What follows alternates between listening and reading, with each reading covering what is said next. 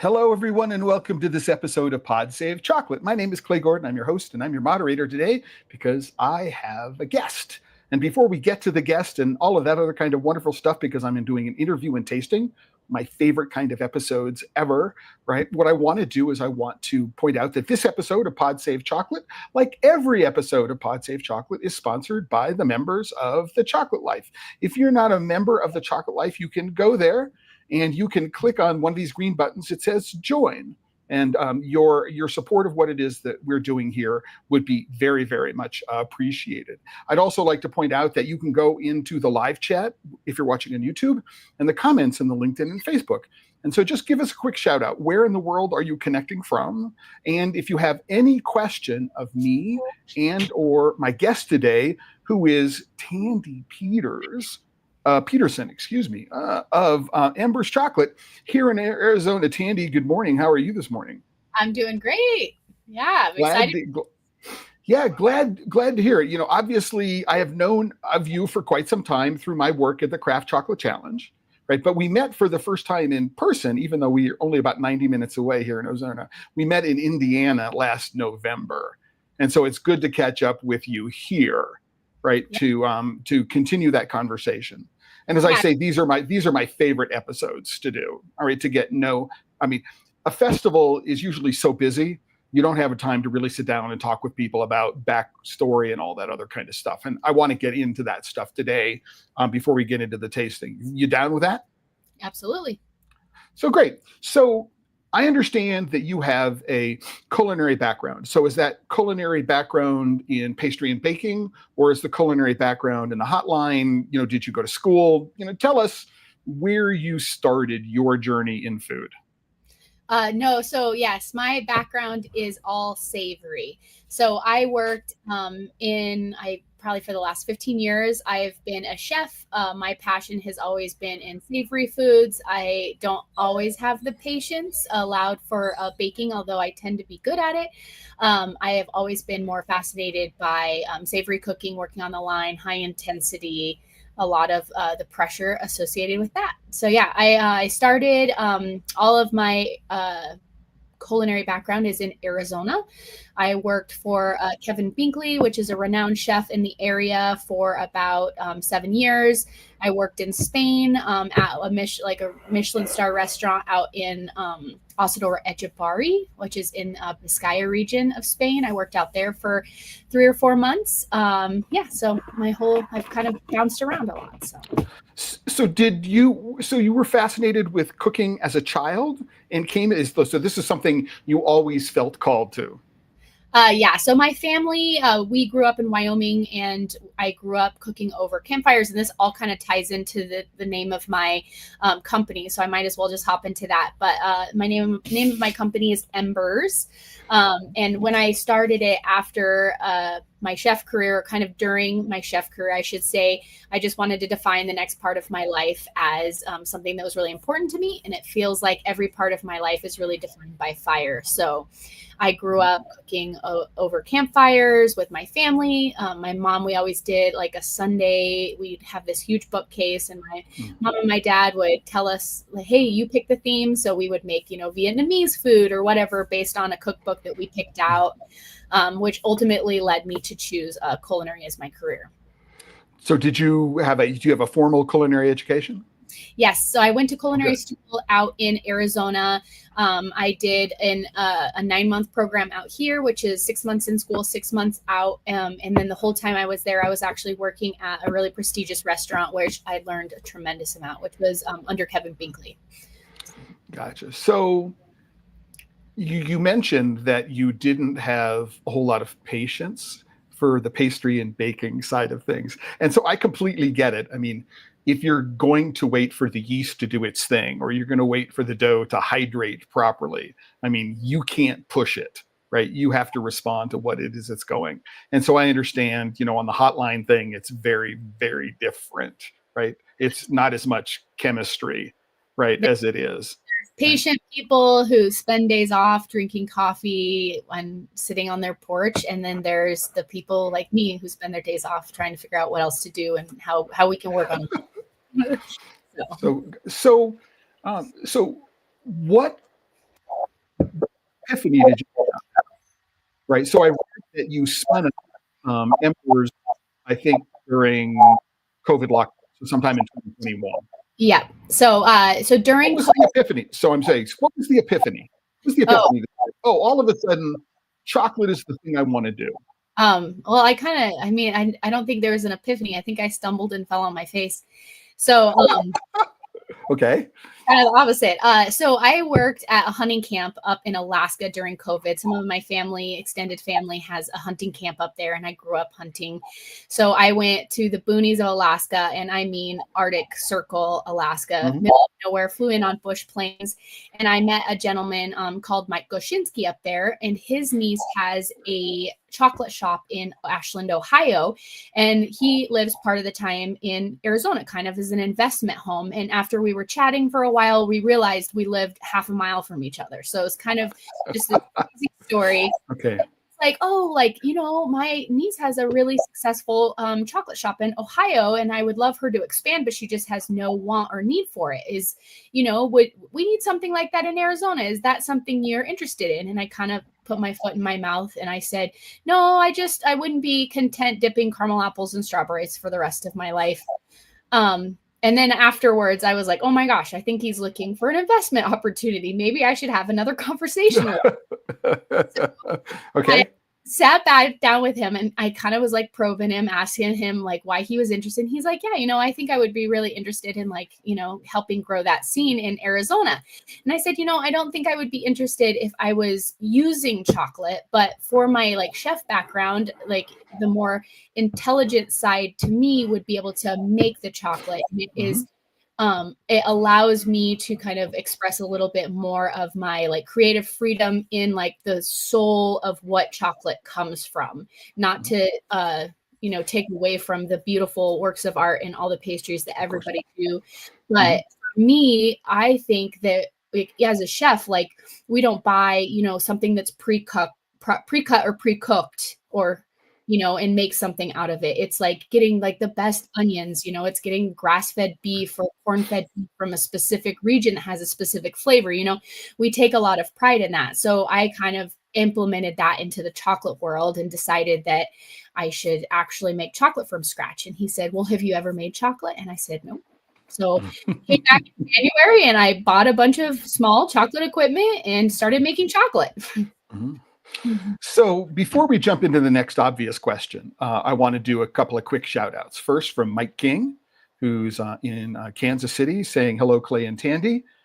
He's following up and he's saying, looking forward to doing our own chocolate tasting next week with your chocolates. Tell us about that. So are you doing a tasting with Mike next week? Or Mike, are you doing one in-house? So funny story. Mike and I met at Indiana at the chocolate festival, and I had some of his chocolate, and he actually had one of the girls who works with him and helps him with events that he's close with flew out to Arizona, and she was here visiting family, and he texted me, and she happened to live around the corner, so I gave him a tour of my facility. What's this with everybody living around the corner from you? How come we don't live around the corner from each other? How does that work? Well, next time when you move to Phoenix and out of Preston, not happening. Sorry, right, I'm not moving to Phoenix. But so yes, so she bought a bunch of chocolate, which again is really unique because if you come into our space, you get a lot of limited edition chocolates that are not on the market or may never be on the market just because they're made in such micro batches that they may never see the website or whatever. So she, I think that Mike slowly convinced her to allow him to try some of the chocolates that she purchased. So I think they're going to sit down and taste. Oh, okay. Gotcha. I understand that. And then before we continue on, a quick shout out to Mark and Yuri in Kittredge, Colorado from Blue Spruce Chocolates. Thanks, guys, for connecting. And again, if you have questions for either me or Tandy about what's going on, please put them into the comments. Hey, you got you were also showing a bar that you got from Encore as well earlier. So if you can see, I've got, I finally organized my chocolate library. So I advertise all the bars that I've bought over the years, and I get a little bit to taste kind of here and there. So it is literally a library shelf. So that's very cool. So there's a literal aspect to it. I mean, do you have your equivalent of the the Tandy decimal system where you organize things according to categories, or it's My alphabetical? It's alphabetical by maker, something like that. Yes, alphabetical by maker. My boyfriend was like, "Oh, you're gonna alphabetize it," and then he like was watching me. He's like, "Wait, you're like really alphabetizing?" like, like alphabetizing albums, like 300 bits of vinyl, and you're trying to figure out how to alphabetize things and organize things. Yeah, no, I understand the challenge. So you have this situation where you talked with an investor who asks you if you've ever made chocolate before, right? And you said no, but I'm willing to give it a shot, right? Yep. What did you find most surprising, right, or the most challenging about the process, and what did you think would be really difficult that turned out to be really easy, if anything? Because there may have been nothing that turned out to be easy. I was actually shocked. I mean, maybe some people would disagree with me, but I did not make a lot of shitty chocolate at the beginning. I really enjoy tasting chocolate in every phase of the process, and I love roasting and really enjoy roasting, and I think that the chef's palate allows me to decipher hidden flavors that may be present. I'm a big wine drinker, I'm a big coffee drinker, so I'm already kind of familiar with being able to like mentally pinpoint what that flavor is, if it's caramelized cherry, if it's fresh cherry, is it cherry with cardamom on it or something like that. So I was just fascinated right out of the gate of the capability of each bean and the potential of each bean and where it came from. So I was just so excited about that. I did fail at a batch of ruby chocolate, and I think we can all agree that's not a bad thing to be bad at. So I tried one batch, and I was convinced that you soak it in malic acid and then it turns bright red. And then when you mix it, but it's basically a white chocolate with a little bit of cocoa nibs. And I was like, you know what? I want to make like a dark chocolate ruby chocolate. And it was the most tart. I probably still have it to this day. I never molded it. I never did anything with it. I might have thrown it away finally. But yeah, so I think that was tough. Tempering. Thank you to Mackenzie at Next Batch Chocolate who taught me the silk technique. Holy smokes. I think traditionally tempering, and I wasn't tabling because I didn't have like the countertop space and I didn't have access to a marble. So I was just doing like stirring in a bowl, popping it in the fridge, pulling it out, popping it in the fridge, pulling it out until it got down to, 84 degrees, and then putting it back on a pot to bring it back up to 87. And we all know that bean to bar chocolate is almost impossible to work with at 87, especially when you get some specific origins that are a lower butterfat. Or lower cocoa butter content. So yeah, I think tempering was the hardest thing, but now I use a silk technique. I have a sous vide setup, just bring it down to 93, add silk, and it's beautiful. Gotcha. So I think you've just identified, I think, two challenges that I think every chocolate maker faces when they start off. So one is, I think in order to be good at this, right, you need to be able to identify and articulate flavors. That's the important part. And that's just a matter of training. So if I go and get some sort of WSET training in wine, it's all about, putting something in my mouth and descriptive, being able to identify what it is that I'm tasting. Right. And if you're in a kitchen, I mean, did you work all the way, garde manger, into the hotline? Were you doing every aspect of, the things, firing this and, doing all those other things, or did you have a specialty? No, I did everything. I worked, I started on garde manger, worked all the way up through the hotline. I even worked dessert stations at some nice restaurants. When I was out in Spain, I worked in a kitchen where I didn't know the language. So that was like a whole nother barrier. It's going from being like a successful chef who has run multiple kitchens. I used to run the 3 meal a day restaurant at the Phoenician. So I was responsible for 7 different outlets, which is around like $3 million a year in F&B sales. So like going from a very, very large place to like Spain, where I like don't know how to get a pot because I didn't understand what you told me to say, So, yeah. So how do those two specific experiences help you in your day-to-day chocolate making experience? So one, you said you were at the Phoenician, right? And so you're running a a central commissary style kitchen that's serving 6 different outlets. Yep. You said you're doing $3 million in business a year. You've got bunches of different specialties because you're doing different cuisines in the different restaurants, right? And then you've got this, I'm in a fairly small kitchen where I'm just I can't boil water because I don't know how to ask for a pot to boil water kind of thing. So how did those two, because I'm fascinated by origins, not just the origins for chocolate, but where people come from and how they use those experiences. So thinking about those two experiences and the work that you do today, specifically, how did those two experiences factor into what you're doing on a right in the chocolate that you're making in the business that you're running? Spain humbled me. I think that having a good dose of humbleness in your life and just a reality check sometimes that there's a big world out there is great in the chocolate world. I think I have met amazing people from all walks of life, and you can learn something from anybody and everybody. And I think just like sitting down and kind of realizing that you got to support everyone. Like I want to support like Blue Spruce Chocolates, and I want to support like Mike at Encore and the people that I've met and the little guys, just giving whatever insight you can and helping wherever you can, I think is huge. So that's kind of what I learned in Spain. And then at the Phoenician, I learned a tremendous amount, but a big component of that was how to deal with people, how to manage people. I'm in the process of scaling and growing my business. And so being able to monitor and mediate conversations and, have hard conversations with people, but also just like how to get the most out of people so that you can be more efficient so that we can have a productive business. And then just overall business. I think all of us get into this because we want to make great chocolate, and we obviously have a passion for it and we love it and we enjoy the craft or the science or some component of it, but ultimately it's a business, and that's the hardest part to really, move past. Oh, I can't hear you. Sorry. I completely understand both of those things. I wanted to confirm that. I mean, I think that most people get into chocolate making on a small scale because it's romantic. I mean, there is something about, getting the beans and doing the roasting and smelling everything and getting your fingers dirty and doing all of this stuff. And you taste your own chocolate for the first time coming out of the melange, you go, oh my God, this is the best thing ever, right? I have been inspired and now I want to do this.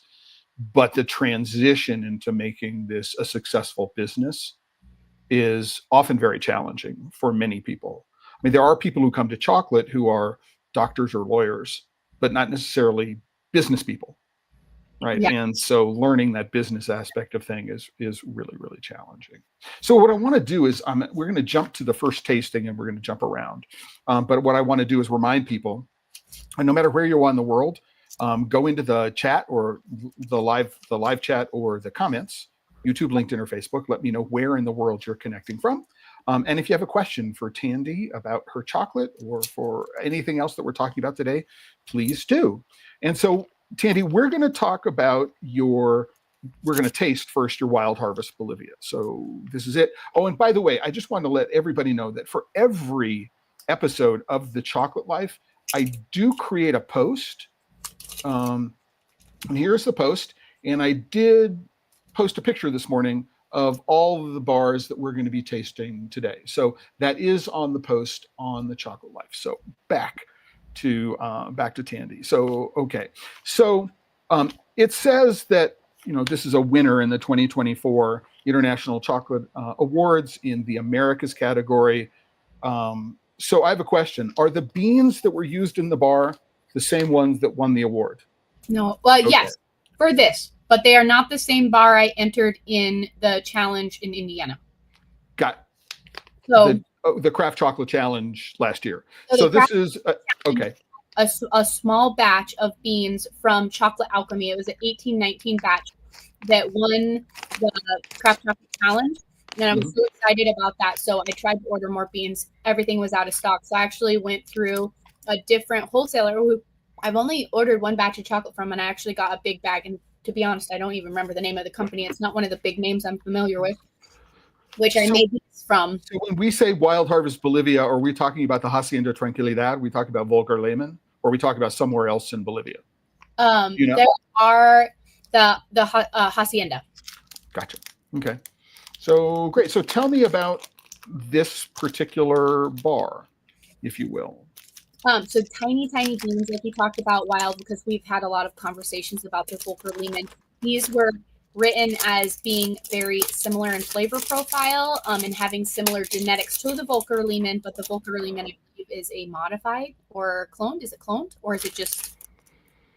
Well, so Volker manages the Hacienda Tranquilidad, and there are feral trees, so trees that were planted hundreds of years ago, or that spread naturally, where he has farmers go, or he has farming families go in and just harvest them.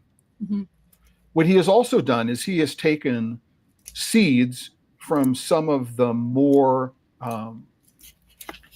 fecund, so more highly producing trees, and has planted some, right? But he hasn't done any crossbreeding. And so he does those things on the hacienda. And he's starting to select very carefully and doing sub batches of what it is that he's getting, right? He also does work in the Alto Beni around Palo Blanco, which is actually in the La Paz department. It's not actually in the Beni, but it's near the Beni River. And that's an entirely different set of genetics, right? Some of those genetics were in fact introduced clones, right? And I've been to the research station where the germplasm bank is, and so I've seen those clones, right? So the mother trees for all that planting. But the stuff that's growing out in the Atenas region on the Hacienda Tranquilidad, for the most part, is stuff that has been there since the arrival of Europeans, and before. So just clarification, which is why it's important to understand where they're coming from, to understand what's going on. Or the hacienda, similar to the Volker Lehmann. The one that won the Craft Chocolate Challenge was an Alto Beni. Okay, gotcha. So I just wanted some clarification for everybody in case they were curious. So what were you looking to achieve with this particular bar? Again, leaning into your background as a chef, you're tasting the beans, you're making decisions about roasting. What was it you were looking for to express in this particular bar? If you can remember. I was like, it's actually funny because I was really excited about these beans because I was hoping they would be similar to the Craft Chocolate Challenge chocolate, and they were very different. So I kind of had to pivot on the fly, because I had once I started roasting, I realized it had a lot more fruit. It still has a little bit to me of that like kind of Brazil nut, like kind of like that not super common nut flavor profile. And it has some of those, tobacco undertones, but this one is way more fruit forward. It's not near as like leathery and dark and that, but I get a lot more like stewed cherry. It's like, to me, it's like a baked cherry pie when, again, this is my weird storytelling nature, which is the tagline for my company, telling stories through flavors. But it reminds me of a berry pie when it comes out of the oven and then the cherries start to bubble up over the edge and starts to kind of caramelize on the parchment. So, gotcha. So on the aroma, having had fresh Brazil nuts on the farm in Bolivia, from the farm in Bolivia, it's like on the nose, just smelling it, for me, that nuttiness and the Brazil nut is for me forward, right on the nose. But, coming in right behind it, you've already told me cherry. And so my brain goes, oh yeah, I get the idea of pastry crust, which have fruit, which is caramelized on it. And I would have immediately said red fruit. I don't necessarily know that I would have said cherry right away, but that is there. But that Brazil nut forward, there is added cocoa butter in this. And it's 72 degrees Fahrenheit where I am right now. And so, but this is a very, very soft chocolate, right? But immediately you put it in your mouth, the acidity jumps out at you. So the moment you start melting, the moment the saliva in the mouth hits the chemistry in the chocolate, hits the chemicals in the chocolate, boom.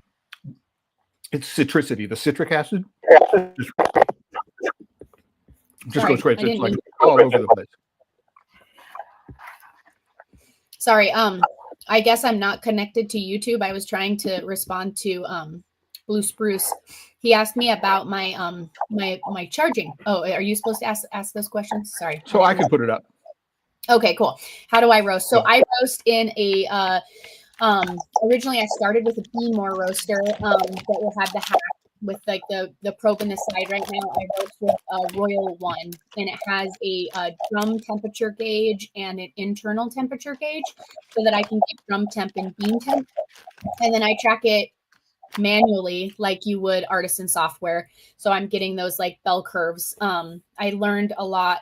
I kind of started roasting before I knew much about it. And then I did take, like I mentioned earlier, next batch course from Mackenzie to kind of learn a little bit more about roasting and everything. And she talked, they talk a lot about, which I had learned through Chocolate Alchemy, the caramelization window and then, or the flavor development window and the caramelization window. So that's how I base a lot of my roasting is like with this chocolate. I wanted to maintain a little bit of the acidity and the bright red fruits. So I would have moved fairly quickly through my flavor development window. And then I tapered off in and did a pretty slow roast to my end of roast temp. So for this Bolivia, I can go get my notes, but I took it up to, I believe, 255. But it spent about like 3 to 5 minutes. So I know that's pretty big. I just don't want to misquote myself, but almost 8 minutes in my final caramelization window. So a fairly quick development from 212 to 235, and then a pretty long roast from 235 to 250. I actually open the front of the roaster and drop temp pretty considerably so that I can get that longer caramelization. Gotcha. So he asks if you do multiple roasts, changing the end of roast temperature or times. I do. So when I think there are two different questions. Number one is when you're looking to figure out what the final roast is. All right. But the other one is, are you doing any roast blending? So you're taking two different roasts and put them together. It depends on the chocolate, but 90% of mine are blend roasts. When I first do a roast profile, I'm like, it's like a scientist part of it. So I don't know if it's too much for this to get into, but I do what I call control roast, which is fairly quickly through both windows so that I can identify the potential of the bean. And then I do like, I stretch out my development window and then kind of do it so that I get like a line like this and then a line like this. And then I maybe go super long through the development window so I can pull out like some of that nuts or leather. And then I go kind of quick through the final roast because I don't want to over roast. And so I get my 4 roast profiles and I taste my roast 1, 2, 3, and 4, find which one I like. And then I typically roast enough where I can make one batch of completely one roast to identify what a P2 roast would be like on the Bolivia bean for me. Or a like control roast on that Bolivia bean. And then I would do a blended batch and then I would try the 2, like, cause I'm working in, 8-pound grinders, and then I would be able to identify it. And then once I identify which one is more favorable or I like better, then that's the one that I would transfer into my like larger grinder. Like that's how I would work in the future. Right. But in the end, you're picking one single roast profile not with this bean. So it depends on the bean. This bean I did a blend because I liked some of the fruit notes that came out in my like more control roast.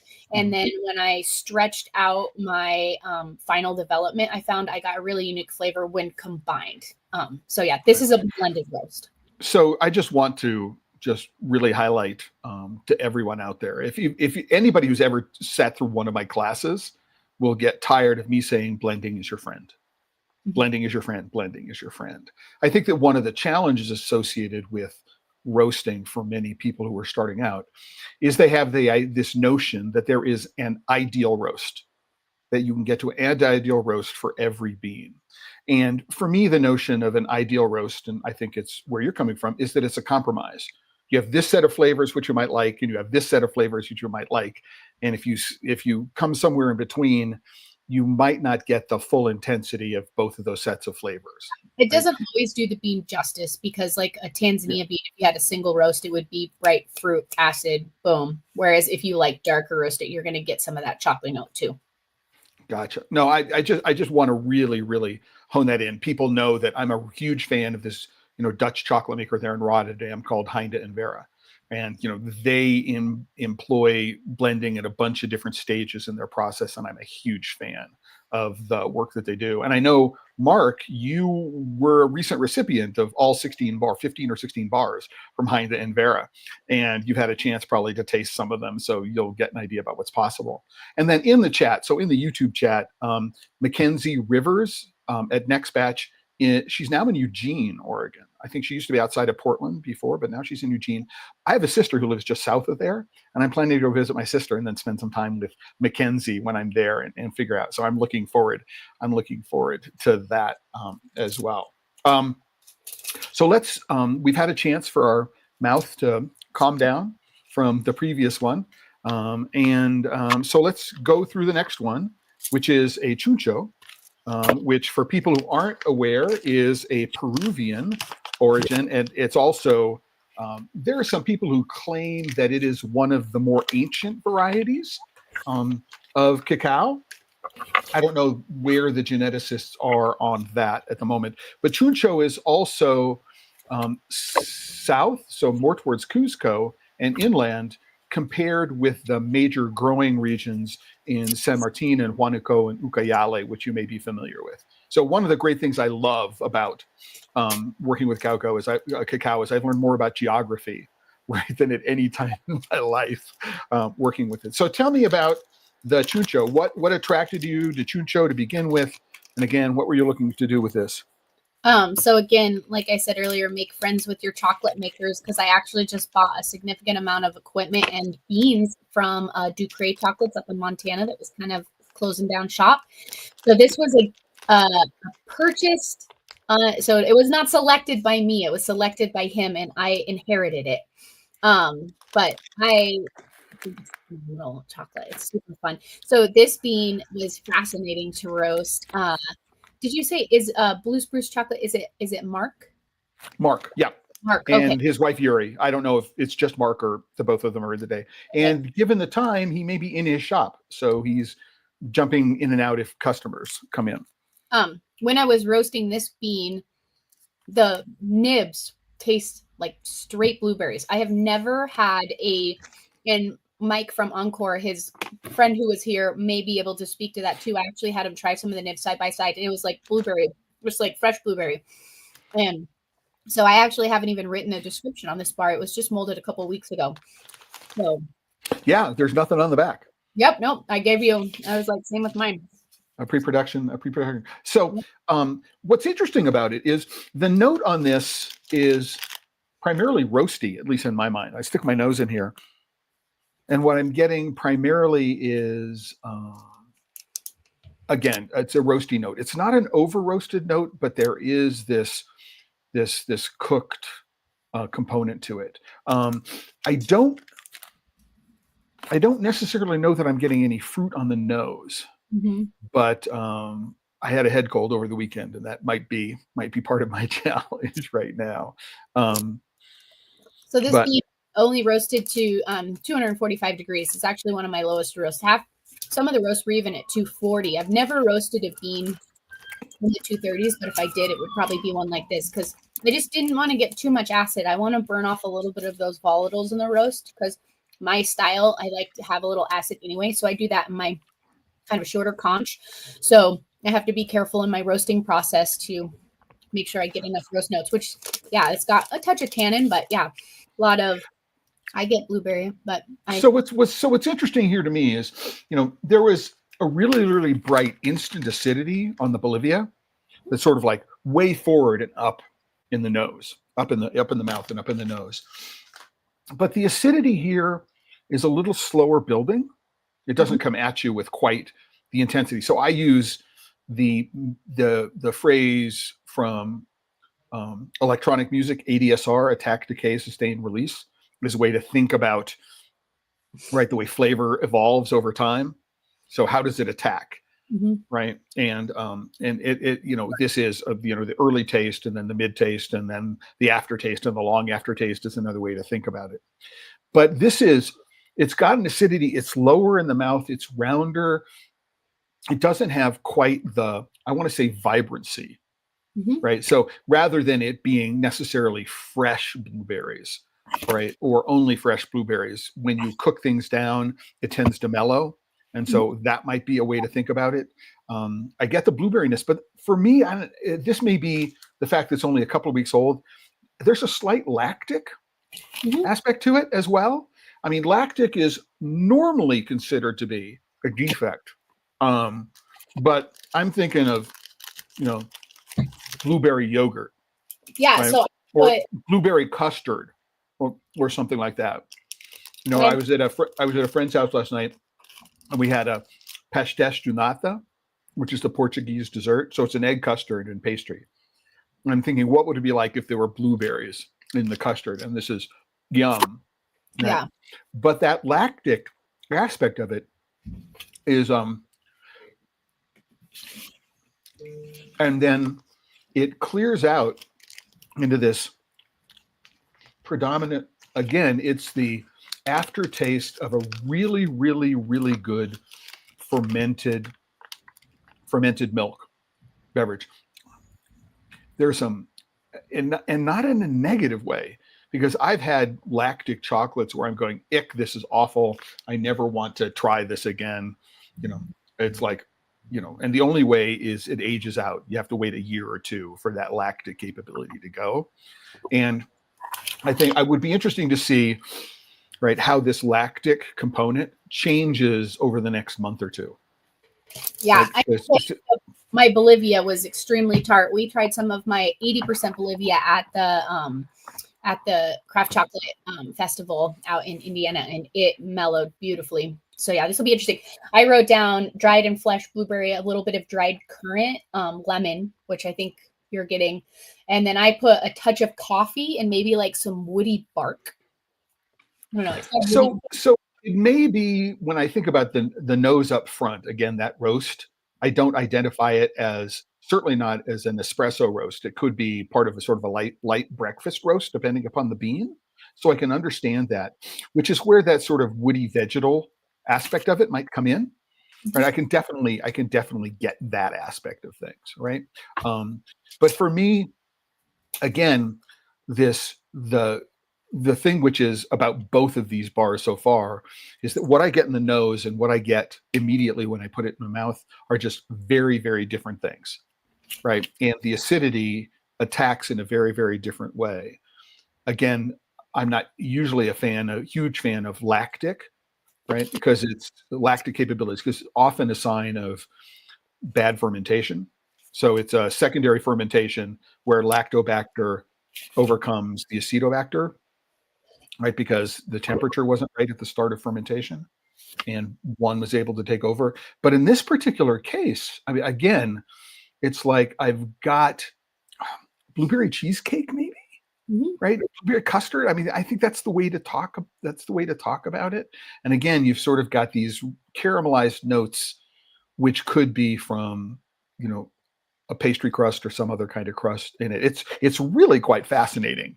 It's really quite fascinating. I'm really, really intrigued about the notion of, what is this going to be like? So I'm not going to eat this right away, right? Because normally I would do this. I'm gonna take, right. I'm gonna keep it for a week and then try something and then do another piece a week after that, another piece, and see how it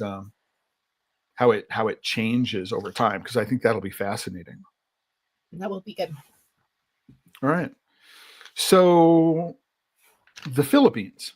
So Mhm. how do you so listen, we've had a 76% and two 70%.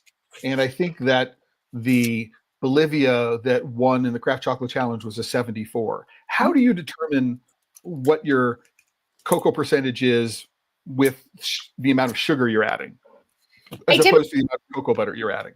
I kind of go back to my control being a 70. I kind of start from a 70 and then tweak based on the like what I think is the bean is capable of can go higher. I actually ground 100% of this chuncho to put into my hot cocoa mix, but I'll mold a couple of bars and I'll kind of see how they come out too. So if I think the bean is super, super unique and really tasty and I want to find something out of it, I might do a higher percentage, but it doesn't always benefit. The Bolivia, I think, was capable of a 80% the way I roasted it. I don't know if I would enjoy the chuncho as much as the 80% right now, just because it's really, like you said, it's got a little bit of aggressive. Mm-hmm. Gotcha. Understood. Right. The Philippines is a really fun chocolate. I'm excited for. So Philippines, where in the Philippines are we talking about? Is this sort of Mindanao, Davao, or some other part of the country? I don't know. I need to do. I just got one bag of these beans, and I need to do more research on it.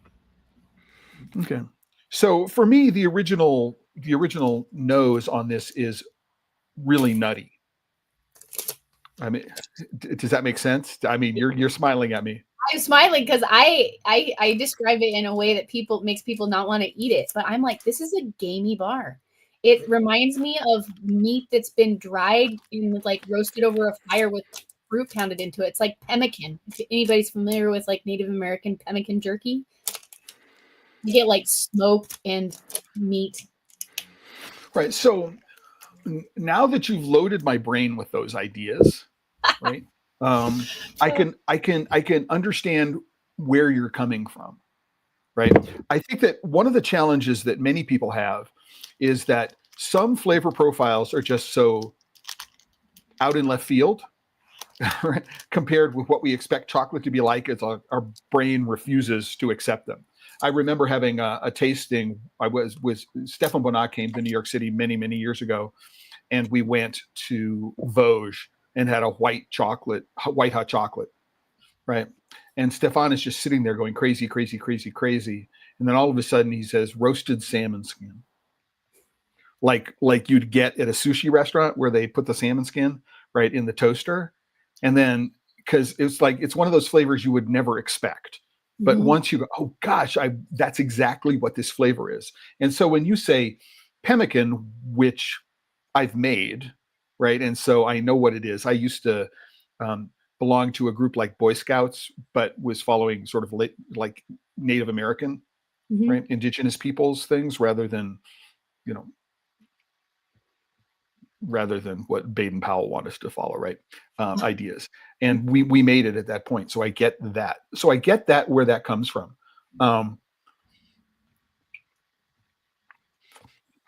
And it is much more obvious in your mouth. So I get that. If you have a sort of, yeah. Yeah. I mean, and it's all the way through. I mean, it is really unusual. Wow. So yeah, my description. Have you read my description? I try not to read the descriptions before I taste for the first time. I know. Because otherwise my brain will be loaded towards that before I even begin. Oh, so I mean, there's a flavor element in this that if it were a little stronger, I would go, I don't necessarily know that I like it. Right. But it's just sitting there at the outer boundaries going, go there with me. Right. In an interesting, it's fun. Yeah, it's super fun. And it's one of those, when I first made it, it was undeniably smoky, tons of orange and almost like chipotle notes to it, which I found super fascinating. But it went through this like awkward phase where like initially it was really, really unique. And then it went through for like a couple months where I was like, oh, I don't know if I like this chocolate. And then boom, I went back through a phase, which is like, it was amazing again. So it's like chocolate changes. Like I haven't had the ability to study aging on side by side like chocolates, but there's a component to it. I would love to learn more about that. So I would say chipotle without the heat. Yeah, exactly. It's got that like, and you've just said if you ever sort of bite into a dried chipotle, not chipotles in adobo, there's an almost, I want to say, either alkaline, rocky aspect to it, right? Yeah. And that's what that flavor is. It's sort of an alkaline without being salty kind of thing. It does remind me of, the smell and, putting a dried chipotle in my mouth Mhm. and biting down a little bit on it. It was a really, really wow. Again, hey, Mark, I would say to you, if you're enjoying the flavor journey of all through the H&V bars, right, go and get the ones from Tandy that we're tasting today and see how they stock up. Now, stylistically, they're a little bit different. I mean, I think, Tandy, you're adding more cocoa butter than Hind and Vera does in their bars. And so there is that textural component, Yeah, I which do is about very, very different. 5% Yeah. depending on the bar. But man, the flavor in this Philippine, I would be really intrigued to know where the beans are from. Right. I also, and I can look that up. I just went to go on. I know I got them from Chocolate Alchemy. That's why I was doing off to the side. I didn't mean to. No worries. But I got them. I got these beans probably over a year and a half ago. And I just didn't roast them for a while. And then when I did get them, I was kind of bummed that I didn't roast them earlier because then the bean was no longer available. Ah, right. Or at least no longer available through John. Yeah, exactly. Yes. So yes. So it's not important that we know the answer to that question during the episode. It's just, my own curiosity.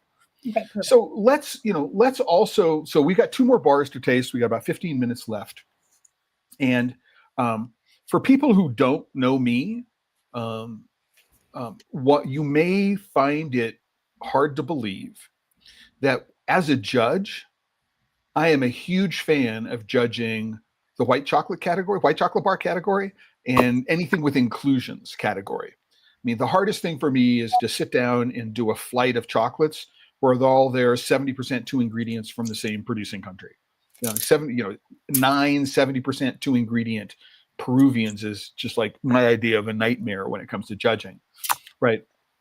But white chocolate is a great platform for delivering flavor and for delivering texture. And so this is one of the things that you're actually known for. I mean, I remember having the cherry cheesecake bar, right, in season 2 of the Craft Chocolate Challenge, which unfortunately, for one reason or another, got DQ'd. We all have issues. Hey, we all have, we're not going to. All had hiccups. We're not going to go into that right now.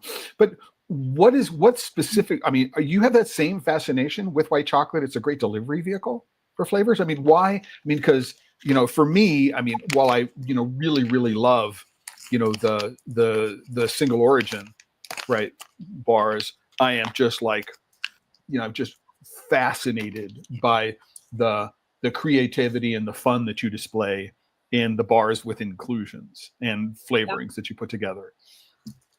So caramelized peanut brittle with cocoa nibs, right? Yes. So I kind of describe my flavor profiles as like my dark chocolates I keep very true to the bean. I rarely add any other ingredient other than sugar and cocoa butter, so you can really express the roasting profile. When I get into my milk chocolates, I'm either trying to contradict or this is a white chocolate with so this is the caramelized white chocolate peanut brittle. Mm-hmm. So are you caramelizing the milk, caramelizing the sugar, doing both? You're caramelizing the milk in the oven before you add it? Yes. So this one is a combination. I'm doing caramelized milk powder, which I always have because it goes into my elote bar too.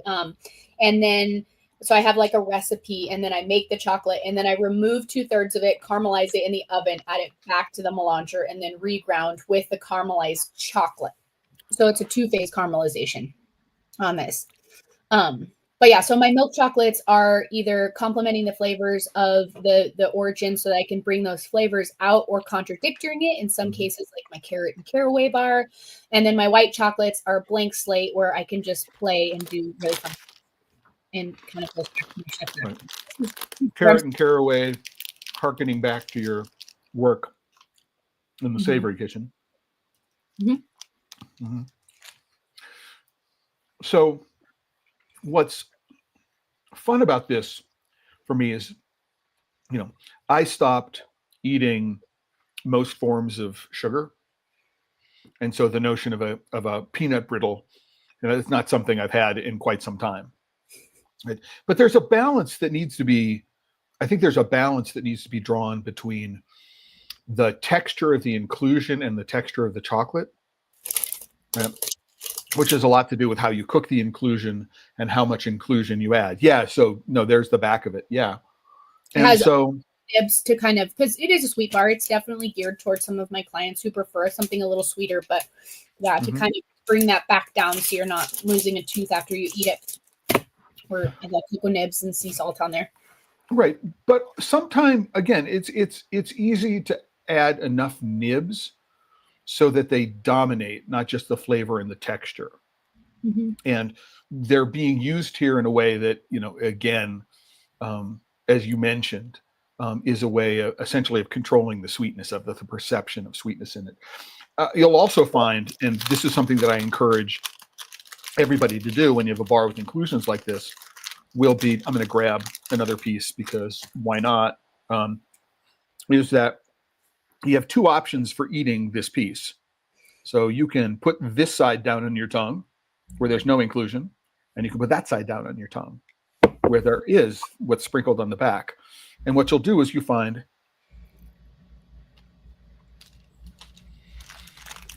you have very different tasting experiences. Mm-hmm. Yeah.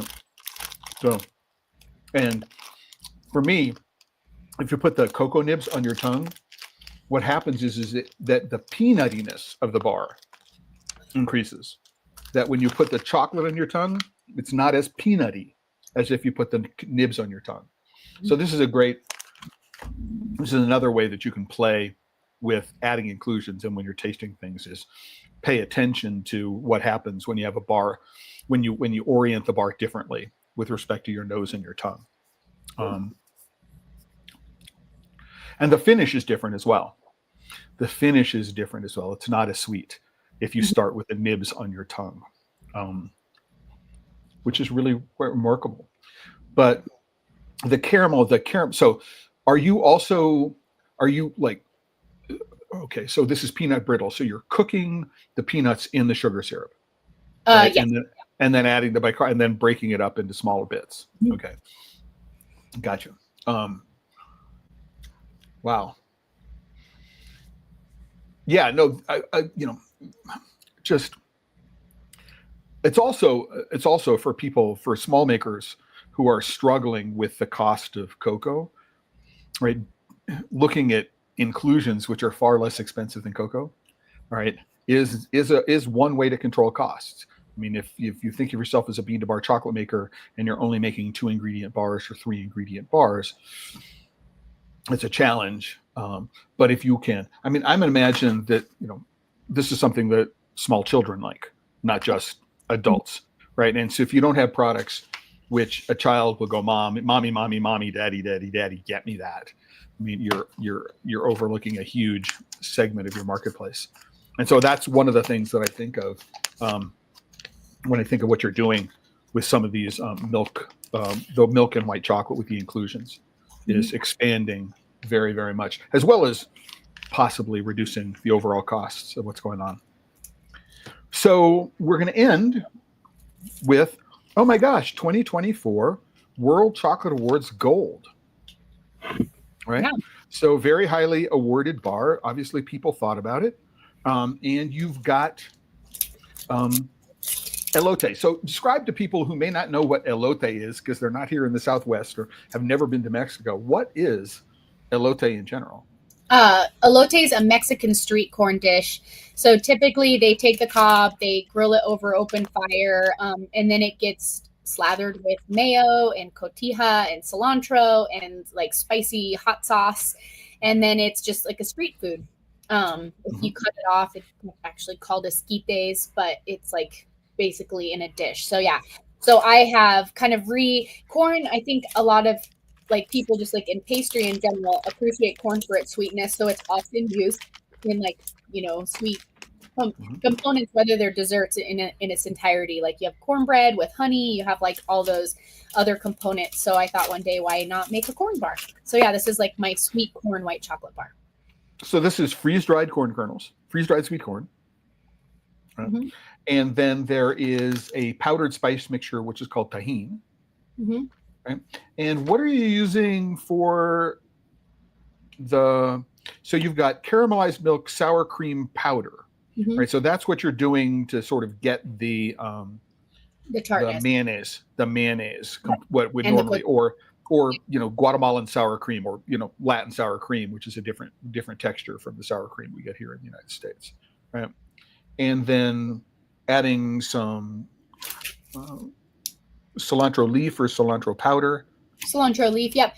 So when I make this chocolate, I'm actually using like a corn, like masa with freeze dried corn, and I fry it in the cocoa butter, and then that gets ground with the sour cream powder. I use PNCO, which is a unrefined sugar, and then I actually freeze dry my own corn, so I have grilled corn that gets inlaid on the back of the bar with there's a little habanero spice and the tahini, and then the cilantro.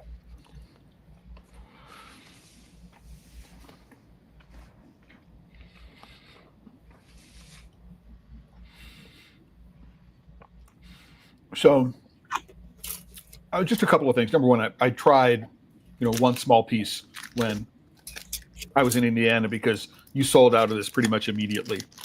You gave a class first thing on Saturday morning, and by the time everybody came from the class back to your stand, it was all gone. So I think, so far in what it is that I've tasted here and as a judge in the Craft Chocolate Challenge over the course of the last couple of years, I think this is, for me, sort of the purest example of where you come from as a hot chef. Right? So you're taking all of these elements from your savory background, and you're saying, and the heat, fire aspect of things, right, which led you to form, to decide to call yourself Embers, the business Embers, not you personally Embers. Or I don't know, maybe you do. I have no idea. But this is sort of like that, sort of the expression of all of those bits of inspiration, right? There is we talked about the Philippines. There's a sort of meatiness in the sense of pemmican, but in this particular bar, there's a sort of meaty umami, which might be the better way to describe it. Umaminess in the savory, which is not just plain salty, right? So there's that depth, even though we actually don't have a lot of ingredients here that we would normally consider to be full of umami, but you've got that. And so there's a very satisfying roundness and depth to it, right? And then you've got the corn, and all of a sudden there's this hit of sweet and corn, which isn't there in the chocolate itself, right?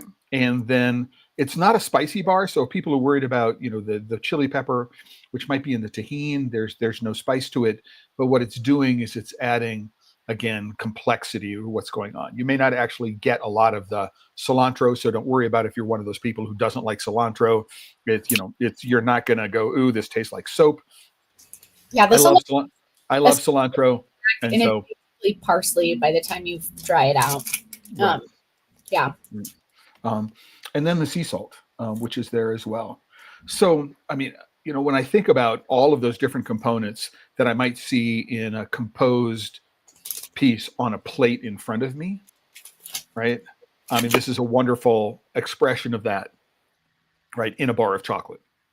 And I can understand why it won a gold award. So, it's often a challenge for, this is one of the reasons why, we created the innovation bar, the innovation category, right? Is that often a bar like this would not get highly awarded because a lot of the judges just wouldn't understand it, right? And if they don't understand it, they're not going to score it highly, right? And so definitely, I can see that. I mean, I assume I'm not the only person who reacts that way.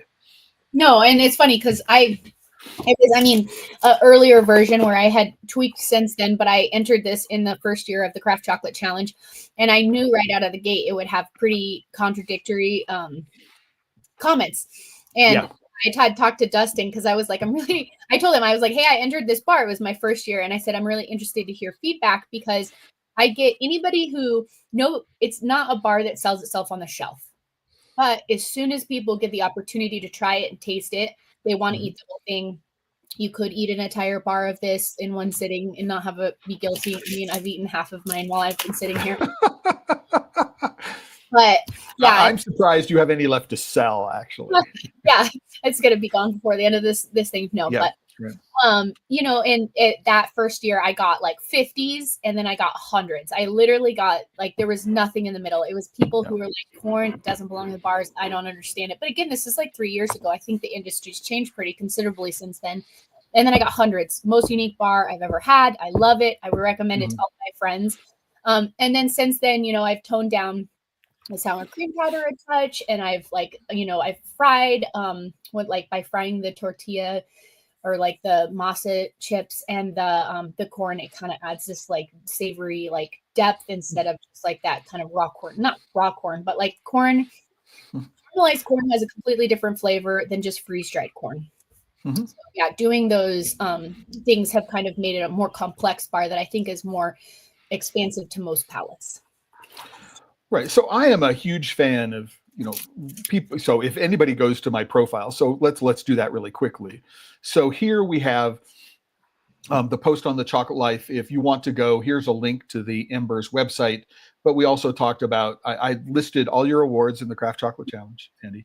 And then there's a link to season 4 of the Craft Chocolate Challenge. And I forgot why I went to this page. And I forgot. I knew I had something I wanted to say, and I don't remember what it's going to be. Enter. I'm sorry? It's open right now, isn't it? Yeah, so we can certainly go to the season 4 of the Craft Chocolate Challenge. If you're a craft chocolate maker and you're looking to get feedback on your bars, the 2025 season is open now. There's a 2-part entry process. So you fill in the entry form, and they're an unofficial entry. And then when Dustin receives your bars, you are an official entry. And there is no cost to participate other than the cost of providing the sample bars and shipping. And the entries will be open for another month or so. So Dustin has many more entries here. These are just the bars that he's received, just to let people know. And the focus here is on the feedback, which I know you have found to be quite helpful, Tandy. And also for people who may not be aware, there will be a 2025 Midwest Craft Chocolate Festival. It is going to be the same weekend, the weekend before Thanksgiving next year. The schedule is going to be changed around the location. Did you ever go to the community center while you were there, Tandy? By Dustin's shop? So there's a new location. It's not going to be right downtown, split among 5 buildings. It's going to be at the community center, which is going to make for a much more interesting venue, a chance to get everybody in one place at one time and not have to wander around to see classes and things like that. But I also wanted to point out that there is, again, a link to the Embers website. You can go and click on the shop page, and you'll find all of these bars right now, including some of the ones that we tasted today. So if you are interested in this, I can heartily recommend going and trying things that you normally might not consider trying, whether they're for yourself or for gifting, just because the flavor profiles are unusual. I mean, I love the fact that I'm here in Arizona and you're here in Arizona, and there's all this stuff that we can do together, even though we don't live around the corner from each other. It seems like everybody lives around the corner from you, or maybe not. And so we're at the end of the hour. It's hard to imagine, boom, an hour has gone by.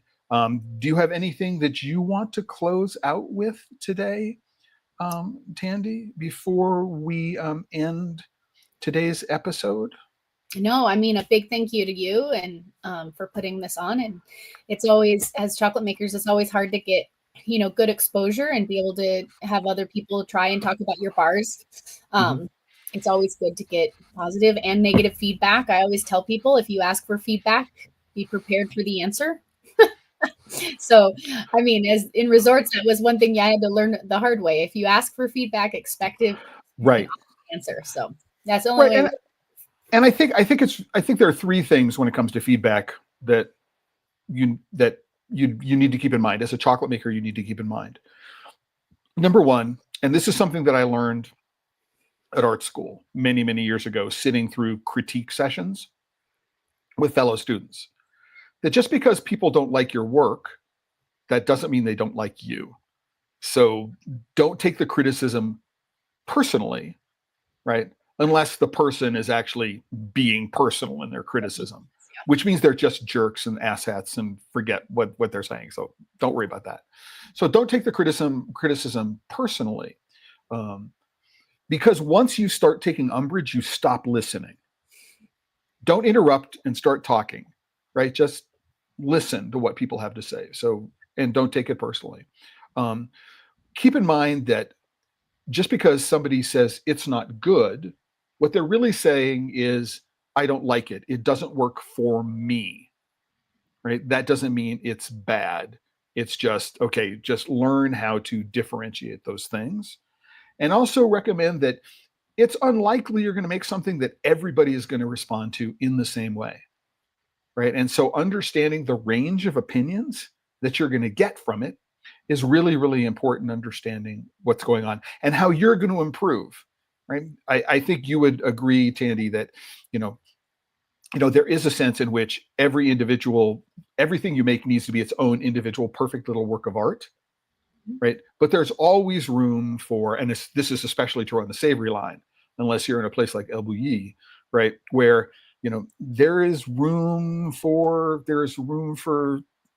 change. You're not always using the same amount of salt. Ingredients don't always have the same starting out point in terms of, how they're going to contribute to flavor like that. So it's all in the journey. And so keep your mind on the journey as much as you're keeping your mind on the destination.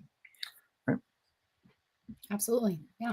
Right. So what's next? Have you got something that you're working on that you haven't shared with me today? And I want to let everybody know that this package was supposed to be delivered to me on Friday, and then UPS like totally hosed the delivery on Friday. And it's like, they didn't leave it. And and then last night it started to snow mid-afternoon, and I had to trudge a mile and a half in the snow to go to the store and pick up this box. Because behind the scenes, you guys have no idea what I went through to do this episode. But what's next on the horizon for Tandy and for Embers, right? You're growing, you're expanding, you got a new flavor you're working on that you didn't share with me, and I feel like, oh, I'm so disappointed I don't know about this. Oh, no, I've actually got a couple non-bar kind of lines that I'm working on right now, trying to expand. As we know, chocolate's super expensive, so trying to find some cost-effective, just like money grinders. So I actually got the idea from Mike. It's in my garage, so I can't go grab it, but I have like some little spirit infusion kits that I launched during for Valentine's Day that are available right now, and I'm doing some like cocoa tea infusions, like chocolate chai. So I'm kind of working on those items, but the biggest piece is that I'm trying to nail down a lease for a new space. So it's about a 3,000 square foot space with significant larger equipment. So I'm kind of like in limbo trying to get into that. So yeah, just being able to scale and hire and get more accounts and grow. All those wonderful things. So Tandy, it's been a real pleasure to have you there. It's been a real pleasure to taste all of the things that you sent for me. I'm looking forward to following your journey, going forward. So I think that's a wonderful thing. And to recommend, no matter where you are that you might be watching this today or in the future, chances are there's a small chocolate maker not that far from you. And chances are that small chocolate maker is doing some really, really interesting work, and that you should get to know your chocolate maker, much as you'd like to know the person behind the counter at your favorite restaurant or your favorite server, or when you go into a store and you say, oh, I know the name of my butcher. His name was Sal, or the guy who's selling me fish. His name was Frank, right? So get to know them, right? And so when you have an opportunity, and the next time you're in Phoenix or the first time you're in Phoenix, look up Tandy, and look up your local chocolate maker. If you see a festival nearby, go to the festival. Oh, and that reminds me, I don't know if you heard this, but the 2025 Craft Chocolate Experience, right, in San Francisco, which was originally scheduled for May, has been canceled. There will be no 2025 Craft Chocolate Experience in May. There is going to be a chocolate festival in San Francisco which is going to replace it, but there's no dates and no information about it yet. So just a quick. I know, Tandy, did you finish? You're going to be at the Albuquerque. You're going to be at the Southwest Chocolate and Coffee Festival. I think Mike too. I think I'll be there. Maybe Mike too. We were just talking about it. So yeah, it'll be fun. Right. And I think Mark said he was planning to go and visit, even though he's not exhibiting this year. Perfect. So there's an opportunity for everybody to get together and share, and growing the community is what this is all about. And with that, I want to thank everybody for, joining Tandy and me today. And to remind you, as I always do at the end of every episode, is if you're working with chocolate and you're not having fun, you're doing it wrong, and you need to reconsider your life choices. All right. And with that, ciao, everybody. Until the next time. Thank you very much.